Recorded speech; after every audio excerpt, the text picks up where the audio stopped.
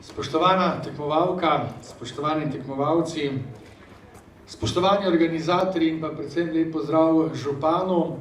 Ne bom se ponavljal in seveda pozdravil vse vas, ki ste tukaj, ker ste bili že vsi nekako na ta ali na on način pozdravljeni.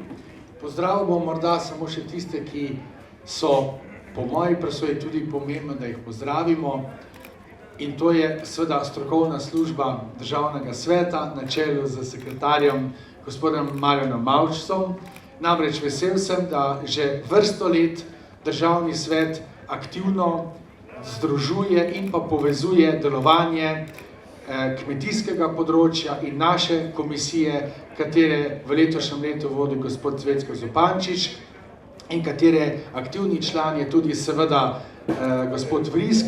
In pa vesel sem, da je tukaj tudi celotna, vsi člani te naše komisije in jim res čestitam za njihovo aktivnost na tem področju, kajti lahko rečem, da se z Državni svet z to aktivnostjo udeležuje marsikaterih teh dogodkov, tako da v tem jesenskem obdobju po počitnicah oziroma po dopustih je ta dejavnost Državnega sveta na tem področju res zelo aktivna.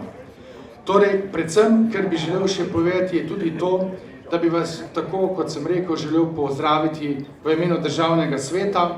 Že drugo leto smo gostje tukaj na tekmovanju oračev in pa posebej se mi zdi pomembno, da je ta dogodek že 20. Torej 20 let se odvija to državno tekmovanje in pa tudi tekmovanje dijakov biotehničnih šol.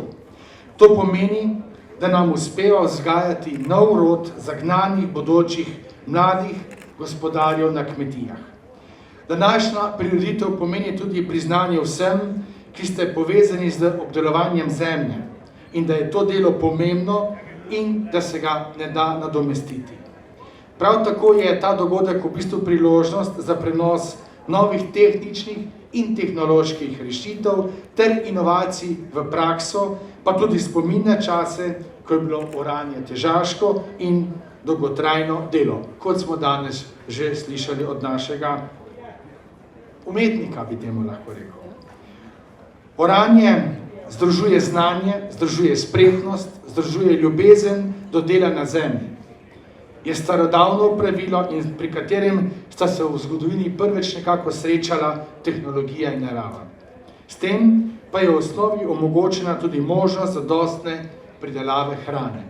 In danes smo že nekaj slišali o tem, kajti zadostna pridelava hrane ostaje stalnica prizadevanja za prihodnost. Vedno znova ugotavljamo, kako zelo je pomembna prehranska samooskrbnost. Hrana je namreč osnovni energent, je temelj življenja in obstoja. Zadostna pridelava hrane mora biti torej cilj vsake samostojne države.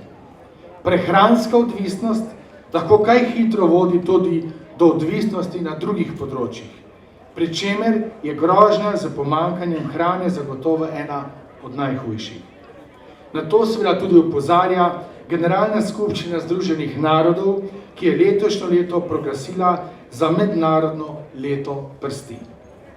Spoštovana tekmovalka in tekmovalci, spoštovani vsi prisotni visoki gostje, lahko že tudi rečem dragi prijatelji.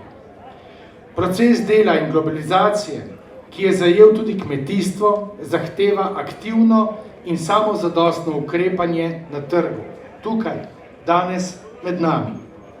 Živimo v času, ko so vrline in odlike oračev velikega pomena za obstoj in razvoj marsikatere kmetije.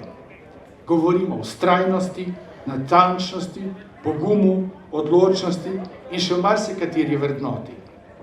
Današnje druženje naj bo torej tudi priložnost za prenos znanja starejših na mlade, na dijake biotehničnih šol in širšo javnost, da spozna tehnike dobrega oranja in kaj je še najpomembneje, da spozna osebnostne vrline dobrega orača.